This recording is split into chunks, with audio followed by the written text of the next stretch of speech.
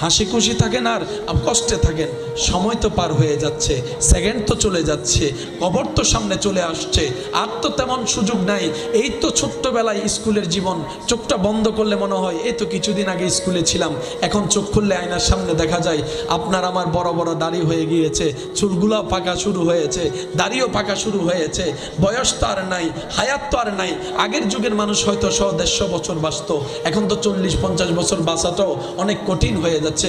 ইমানদার ভাইয়েরা, কঠিন কোনো কিছু নয় রবের বান্দার জন্য, কঠিন কোনো রাস্তা নয় নবী রাহমাতুল লিল আলামিনের উম্মতের জন্য।